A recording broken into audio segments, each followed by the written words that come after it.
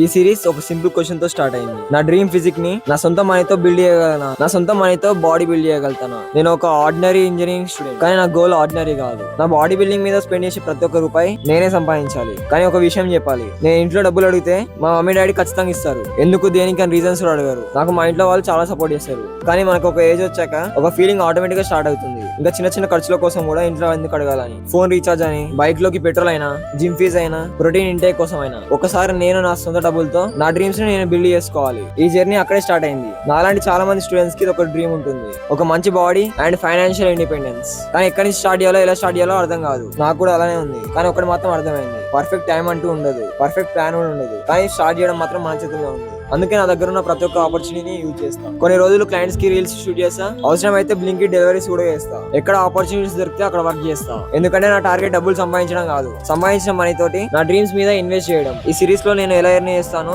ఆ మనీ ఎక్కడి నుంచి వస్తాయో, ఆ మనీని ఎలా సేవ్ చేస్తాను, ఆ మనీని ఎలా స్పెండ్ చేస్తాను, ప్రతి ఒక్కటి మీకు చూపిస్తా. ఈ సిరీస్ వర్కౌట్ అవుతుందో లేదో తెలియదు, కానీ ఒక చిన్న హోప్ తోటి స్టార్ట్ చేస్తున్నా. ఈ సిరీస్ లో నేను సక్సెస్ అయినా ఫెయిల్ అయినా జరిగింది జరిగినట్టు చూపిస్తా. ఇది డే 0. రేపటి నుంచి యాక్చువల్ జర్నీ స్టార్ట్ చేద్దాం. ఒక ఆర్డినరీ ఇంజనీరింగ్ స్టూడెంట్ తన సొంత మనీతో, తన సొంతంగా ఎర్న్ చేసిన మనీతో తన డ్రీమ్ ఫిజిక్ ని బిల్డ్ చేయగలుగుతాడా లేదా అని. ఇది కంటెంట్ మాత్రమే కాదు, నా లైఫ్ ని డాక్యుమెంట్ చేస్తున్నా. మీరు ఈ జర్నీలో ఉంటే #బక్కప్రాణి అని కామెంట్ చేయండి. చూద్దాం ఈ జర్నీ ఎక్కడ వరకు తీసుకెళ్తుందో.